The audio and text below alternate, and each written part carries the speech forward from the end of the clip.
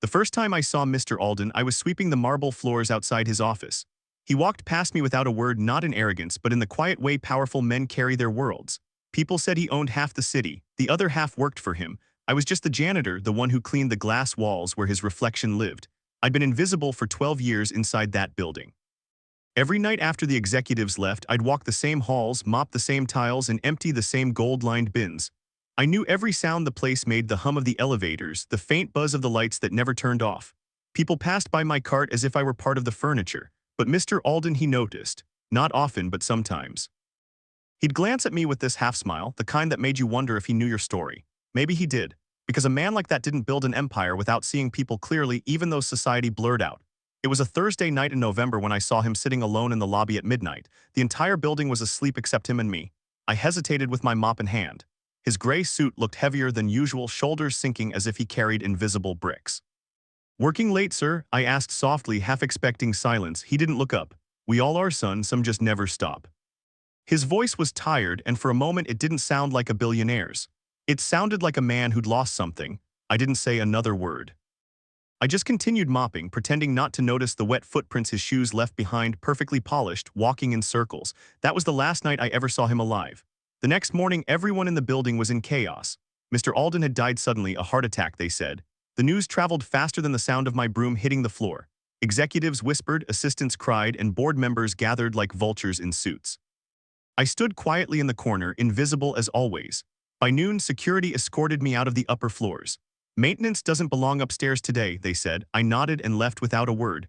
I knew how the world worked. When a king dies, the servants stay silent. 3 weeks later, I was called into the HR office. I thought it was another round of layoffs. The new management had been trimming unnecessary staff. Janitors were first on the list, but when I entered, a man in a gray suit with a red tie waited inside. He wasn't from HR. He introduced himself as Mr. Green, Alden's lawyer. "Mr. Khan," he said, opening a leather folder. "You've been mentioned in Mr. Alden's personal testament." I blinked. There must be some mistake. He smiled faintly. He was very specific. The folder contained a single sealed envelope, aged and handwritten. My name, full name, in cursive across the front. I hadn't seen handwriting like that in years. "Why me?" I whispered. "That's between you and him," the lawyer said, sliding the envelope across the desk.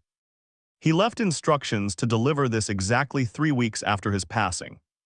I stared at the envelope like it might vanish if I touched it. For 12 years, I'd been nobody. The kind of man people talk over not to. And yet, here was a letter from the most powerful man I'd ever known waiting for me. I didn't open it right away. I carried it in my pocket for 2 days while mopping the same floors I always had. Every time my hand brushed against it, I felt a strange pull, like the past whispering through paper. When I finally sat down in the empty break room that Friday night, I broke the seal. The letter was short, barely a page, but it felt heavier than all the skyscrapers he'd ever built. "Khan," it began, "you were never invisible to me. I've watched you work while others forgot what work meant. The company will change hands soon, and with it, the people who think wealth makes them eternal. But real legacy lives in the quiet ones. You are the only person I trust." My heart pounded as I read the last line. "There's a key inside this envelope. Do not tell anyone you have it. Go to locker 319 at Central Vault. What you find there, you'll understand why I chose you."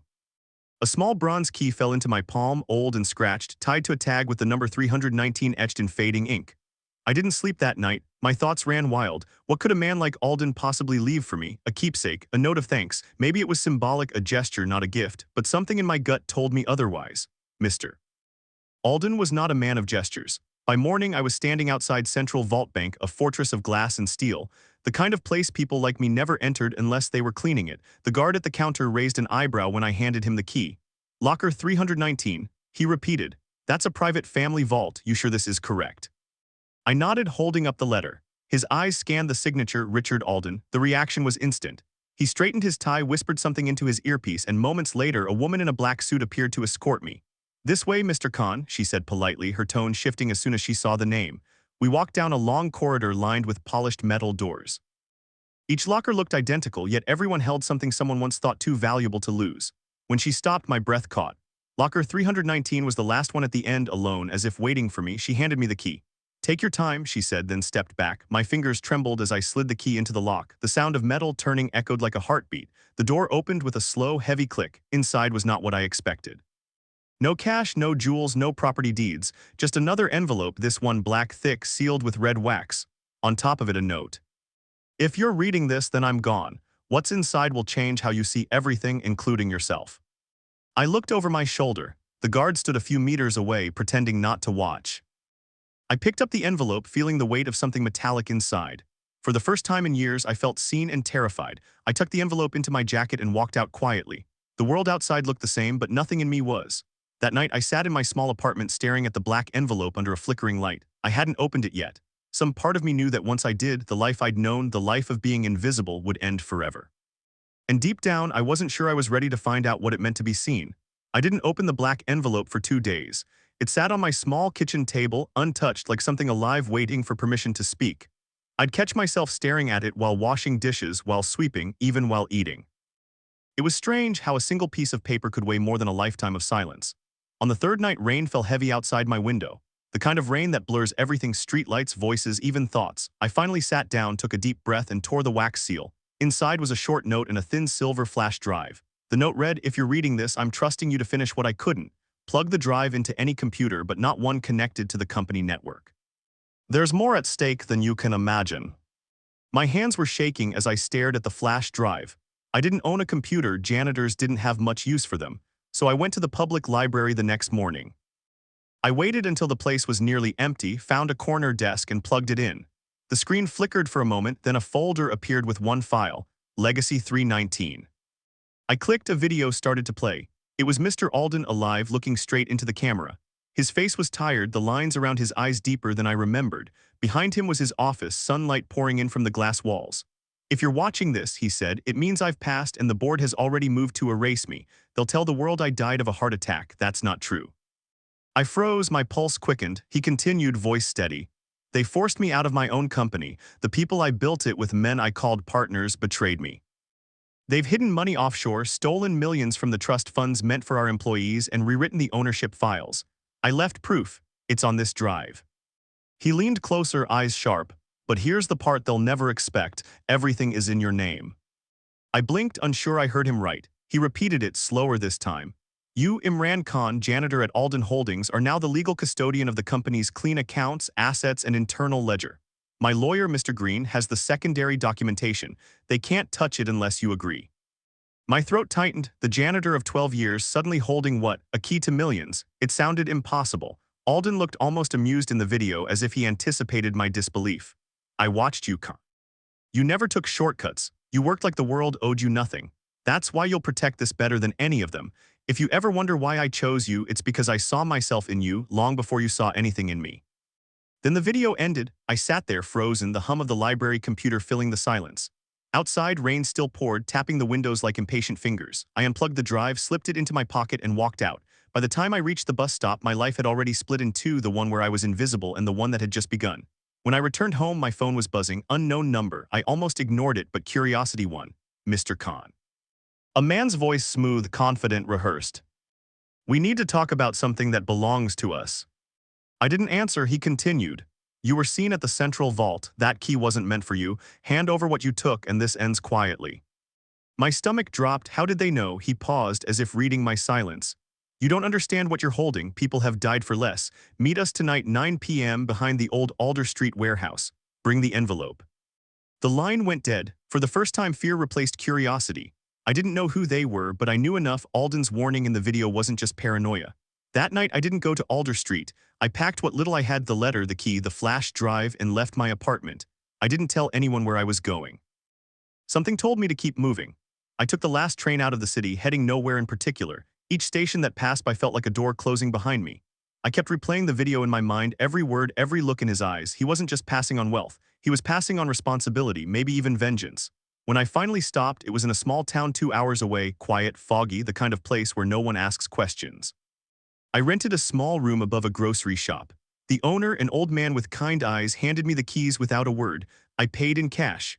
That night, I opened the flash drive again on an old laptop I'd borrowed.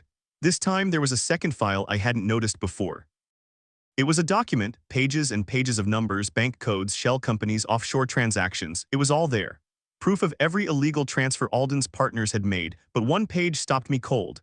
It listed an account with my name already attached, primary custodian, Imran Khan. Balance $72 million. I stared at the number for a long time. It didn't feel real. I wasn't rich. I didn't even have a working fridge in my apartment last week. How could someone like me own anything worth more than my entire city? That night, I couldn't sleep. The weight of it pressed on me, not just the money, but the responsibility that came with it. I thought of Alden's words, "You're the only one I trust." Trust, that word felt heavier than gold. The next morning, I got a call from Mr. Green. "Imran," he said calmly, "I assume you've seen what's inside."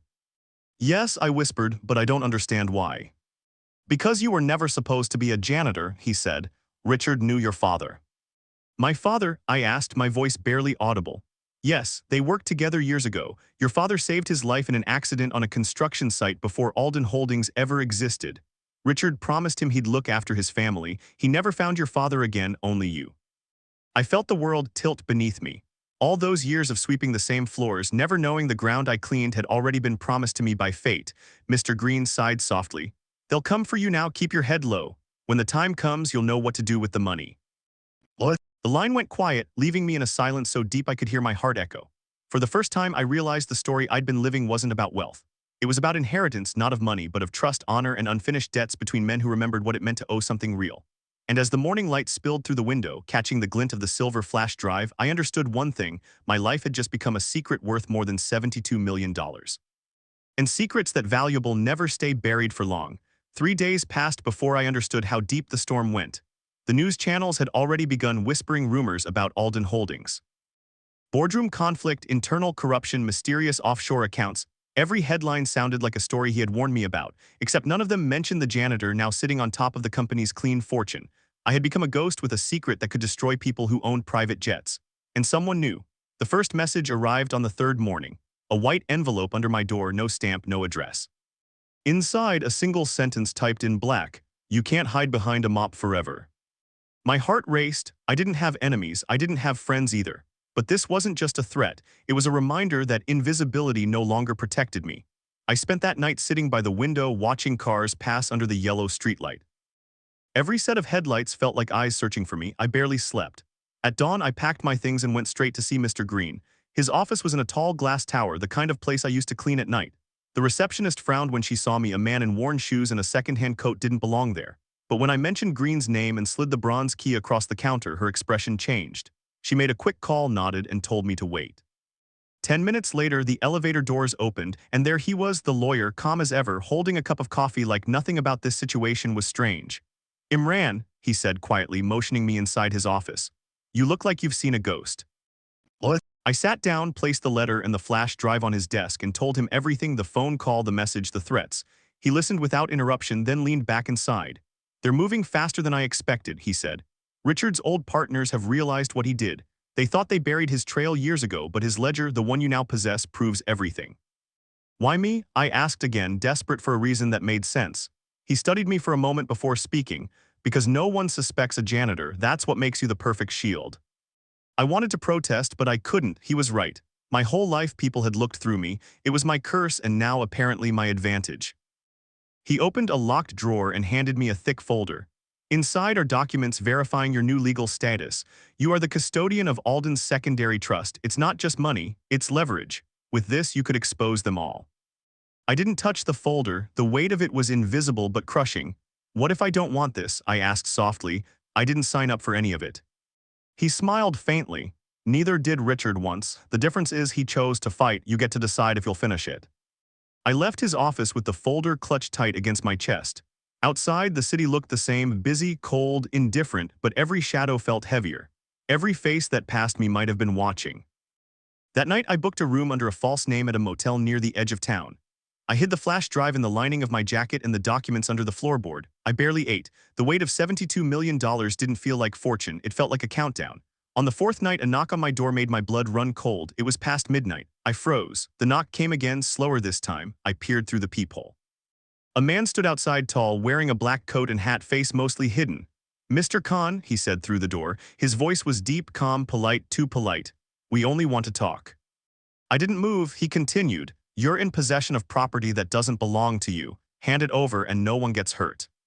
What? I stepped back quietly, heart pounding, searching for anything that could protect me. Then I saw the bathroom window. It was small but big enough for me to slip through. As the knocking grew louder, I climbed out into the cold night, landing hard on wet pavement. I didn't look back, I just ran. The rain started again, soaking through my jacket as I darted into an alley. Behind me, I heard the door to my room burst open. Voices shouted, 2, maybe 3. I ducked behind a dumpster, holding my breath. One of them said, "He's gone, check the back." Their footsteps echoed closer. I pressed my hand against my chest, feeling the flash drive through the fabric, praying they wouldn't find me. After what felt like forever, the sound of a car engine roared to life. Tires screeched, then silence. I stayed hidden for another half hour before crawling out, shivering and shaking. I had nowhere left to go. That's when I remembered Alden's last words from the letter, "What you find there, you'll understand why I chose you." Maybe there was more, something beyond the money, beyond the corruption. At dawn, I went to his old estate, the mansion everyone said had been sealed since his death. The gates were locked, but the side fence was rusted and easy to climb. The house was silent, dust thick on every surface. His study smelled faintly of cigar smoke and cedar. On the desk sat a chessboard mid-game, pieces frozen as if waiting for their next move. I found a drawer slightly open. Inside, another note in his handwriting. It said, "If you made it here, it means they're already hunting you. Look under the queen." I lifted the chess queen. Beneath it was a small brass key and a folded map. The map led to an address outside the city, an abandoned warehouse by the river. I should have left it there. I should have run. But curiosity or destiny had other plans. That night I followed the map. The warehouse looked forgotten, its roof half collapsed, windows shattered. But when I stepped inside, lights flickered on automatically. In the center of the room stood a single metal case. On top a note, "The truth is heavier than gold. Choose wisely." I opened the case. Inside were dozens of files, hard drives, photographs, proof of everything Alden had said. Every secret deal, every stolen dollar, every betrayal. And tucked at the bottom was a sealed envelope labeled "For the board." I didn't open it, not yet, but one thing was clear: Alden hadn't just trusted me with money, he de-trusted me with justice. As I stood there under the cold light, I finally understood. I wasn't just the janitor anymore. I was the cleanup crew for the mess of the powerful, and this time I wasn't sweeping floors. I was sweeping names off pedestals. The files from the warehouse didn't leave my sight for a second. I carried them in a worn leather bag I found in the corner of Alden's study. Every sound on the street made me turn my head. Every face looked suspicious. I had stepped into a story that wasn't meant for men like me, and now I couldn't step back out. The next morning I took the train out of town again, heading toward a place where no one knew my name. I picked a small coastal village, quiet, gray skies, fishermen instead of businessmen. I rented a tiny cabin near the water and hid the documents beneath the floorboards. Every night I'd sit by the window, staring at the sea, wondering how a janitor had become the keeper of $72 million and a dead man's justice. I couldn't stop thinking about the letter labeled "For the board." Alden's warning echoed in my mind: the truth is heavier than gold. What truth was heavy enough to make him hide it behind so many locks, and why did he believe I could carry it? For 2 days I avoided opening it. I convinced myself I was protecting myself by waiting, but deep down I was afraid that whatever was inside would change everything again. On the third night I couldn't resist anymore. The storm outside roared like it was trying to drown out my thoughts. I tore the envelope open. Inside were printed photos, dozens of them. Board members, politicians, business partners, all shaking hands in dark rooms, sitting at tables stacked with cash, signing papers that should never exist. At the bottom was a photo of Mr. Alden himself, standing next to a man I'd never seen before. The man's face was sharp, eyes cold. On the back of the photo, a name was written in ink that had almost faded: W. What? I didn't know it then, but that name would soon become the most dangerous word in my life. The next morning, I received an email. No name, no signature, just a subject line: "We know you opened it." Attached was a photo of me sitting by the window the night before, envelope in hand. My blood turned cold. I slammed my laptop shut, my pulse pounding in my ears. Someone was watching me. The cabin, the quiet village, it wasn't far enough. I ran outside, scanning the tree line, the empty street, the water, nothing, just fog and silence. I packed everything in a panic: the letters, the files, the drives, and left before the sun rose. I didn't know where I was going anymore. All I knew was that I had to find out who Marin was. If he was part of Alden's story, then he was part of mine now too. I took a bus into the city. The farther I got from the coast, the louder life became again: traffic, voices, neon lights. I found an old public records building and spent the next 6 hours searching. It took a long time before I found anything, but when I did, my stomach dropped. Walter Marin, co-founder of Alden Holdings, resigned 15 years ago after a disagreement with Richard Alden. No public appearances since. Rumors of corruption, offshore accounts, shell companies, all tied to his name. He wasn't just a businessman, he was the ghost behind the money. And if the photos were real, he was still moving pieces even after Alden's death. I left the library before sunset, my mind spinning. If Alden's goal was to expose Marin, then everything he gave me, the money, the files, the trust, was part of that plan. But I was just a janitor. I didn't know how to fight men who built empires out of secrets. As I turned the corner toward the bus stop, I froze. A black car sat idling across the street, the same one I'd seen outside my motel days ago. Its windows were tinted, engine humming low. The passenger door opened slightly, like an invitation or a warning. I ran. The city blurred around me, streets, lights, horns. I ducked into an alley, my breath heavy, clutching the bag tighter. I could hear footsteps behind me, slow and steady. Then a voice echoed from the shadows. "Mr. Khan," the same calm tone as before. "You're not built for this. Hand it over and we'll let you disappear." I turned my back against the cold brick wall. "Disappear," I said, my voice shaking. "That's all I've been doing my whole life." He stepped closer, face still hidden under the brim of his hat. "Then let us help you stay that way." He reached out a hand. I didn't think, I just ran again. I don't remember much of what happened after that, just the chaos of movement, the shouts, the sudden pain in my arm as I hit the ground. The sound of sirens came from somewhere far away. By the time I looked up, the car was gone and I was lying on wet pavement, clutching the bag to my chest. The files were safe. I wasn't sure I could say the same about myself. The hospital was quiet. I told the nurses I slipped on the street. They believed me. No one asks questions about invisible people. As I lay there staring at the ceiling, one thought kept replaying in my head, Alden's voice from the video. "You'll know what to do when the time comes." When I was discharged 2 days later, I went straight to Mr. Green's office again. He looked worried when he saw me. "They found me," I said simply. He nodded slowly, like he expected it. Then we moved to phase 2. He opened a locked cabinet and pulled out a sealed envelope with my name on it. "Richard left one final instruction. I was told to give you this only when it became dangerous." Inside was a handwritten letter and a small black card with a single access number. The letter read, "If you're reading this, you've done more than I ever could. Marin will stop at nothing. Go to the address on the card. It's where the truth lives now. And remember, it's not about the money, it's about the people they buried along the way." The card had an address printed in faint ink, 42 Halden Industrial Estate. I looked up at Green. "What's there?" He hesitated. "The archive, the one Alden never let anyone touch." I didn't know it yet, but that place held everything, the evidence, the confessions, the names. And once I went there would be no going back. That night, I packed the bag once more. The janitor who spent years cleaning other people's messes was now walking straight into the dirtiest secret of them all. As the train carried me through the dark, I realized something I hadn't before. Maybe Alden hadn't chosen me because I was invisible. Maybe he chose me because I had nothing left to lose. The train screeched into the station at dawn, brakes screaming against steel, filling the air with the sound of something forced to stop when it wasn't ready. I stepped out into the pale gray light, clutching the bag tighter than ever. My hands were trembling, but not from the cold. It was something else, a kind of knowing that what waited at 42 Halden Industrial Estate would decide the rest of my life. The industrial zone was quiet, almost deserted. Rows of warehouses stood in silence, their windows boarded, their signs faded. My footsteps echoed against the wet concrete as I followed the numbers painted on the walls. 39, 40, 41, then 42. The building looked like it hadn't seen life in years. Crawled up the metal doors. The padlock was new, though too new for a place this forgotten. I slid the black card into the slot beside the door. For a moment, nothing happened. Then a faint click broke the silence and the lock released. Inside, the air was heavy with dust and old secrets. A single strip of light ran across the ceiling, flickering every few seconds. Stacks of file boxes covered the floor, labeled in Alden's sharp handwriting: contracts, investments, board notes, personal. But at the far end of the room stood something else, a glass cabinet locked with a keypad. Next to it, a small monitor blinked awake as I approached. The screen read, "Voice authorization required." I froze. How was I supposed to unlock it? Then I noticed the speaker beside the screen and remembered the flash drive. Maybe there was more hidden inside it. I plugged it into the monitor's port. The screen lit up with a video feed. Richard Alden's face appeared again, older this time, his voice rougher, his eyes tired but burning with purpose. "If you made it here, Imran," he said, "then you've already seen what they've done. Inside this cabinet is the last piece, the one thing Marin fears the most. It's not money, not files, not accounts.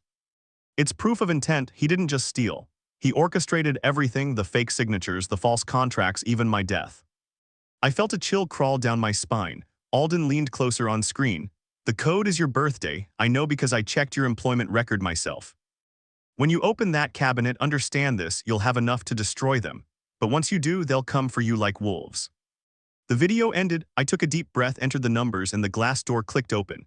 Inside were several sealed envelopes, a hard drive, and a thick brown file marked confidential W. Marin. I pulled it out slowly. The file was filled with letters, emails, and signed documents, enough to sink every man on the board. But what caught my eye was the final page, a signed confession, Marin's handwriting, a deal he'd tried to bury.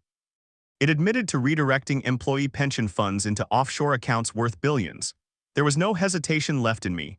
I knew what Alden wanted: exposure, truth, justice. I took photos of every page and sent them from a public terminal to every major news outlet one by one. Then I left the drive there where it belonged. By nightfall, the story broke. Corruption scandal rocks ALDEN Holdings' former partners under investigation. Headlines spread like wildfire. The men who thought they owned the world were suddenly under siege. Their faces flashed across every channel. The accounts Alden had protected were frozen, their assets seized. But the victory didn't feel clean. I knew it wouldn't end there. Power like theirs doesn't crumble quietly. That evening, as I sat on a bench by the river watching the city lights flicker, a black car pulled up beside me. My breath caught. The door opened and a familiar face stepped out: Mr. Green. He looked older, wearier. "You did it," he said softly. "Everything Richard wanted." I didn't respond. I just stared at the reflection of the city in the water. "Was it worth it?" I asked finally. He sighed. "Justice rarely feels like peace." He handed me another envelope. Inside was a single key, gold, small, engraved with the word home. "Richard left you something else," he said. "A place by the coast. He wrote that if you ever finished this, you should finally live instead of just surviving." I didn't know what to say. For years, I had cleaned floors, picked up after people, and lived in silence. Now I was being handed an ending, or maybe a beginning. "Will they come after me?" I asked quietly. He looked at me for a long moment before answering. "They'll try. But the world now knows your name, and sometimes light is the best protection." When he left, I sat there until the streetlights dimmed and the city fell asleep. The wind off the water carried the faint sound of sirens, not for me this time, but for men who had thought they could bury truth forever. A month later, I found myself standing on a hill overlooking the ocean. The house was small but beautiful: white walls, red roof, a porch that faced the sea. Inside, it smelled faintly of cedar and salt. On the mantelpiece was a photo of Alden and my father, smiling, younger, arms around each other like brothers. I don't know how he found that photo, but it made sense now. It had never been about a debt of money. It was about a promise between two men that outlived both their lifetimes. I still keep the flash drive in a small box by my desk. Not for the data, that part of my life is over, but as a reminder. Sometimes when I sit on the porch and watch the sunset turn the sky gold, I think about the years I spent unseen. About how I believed my life would always be small, but Alden saw something different. He once said the janitor's job is to clean what others leave behind. Maybe that's all I ever did, only this time the mess wasn't dirt or dust, it was greed. And as the waves crashed below, I realized he was right. Some people build empires out of power, others out of silence, but men like me, we rebuild what's left after both have fallen. For the first time, I breathe without fear. Not because I'm rich, but because I finally understand why he chose me. He didn't give me $72 million. He gave me something far rarer: the chance to prove that the invisible man could still be seen.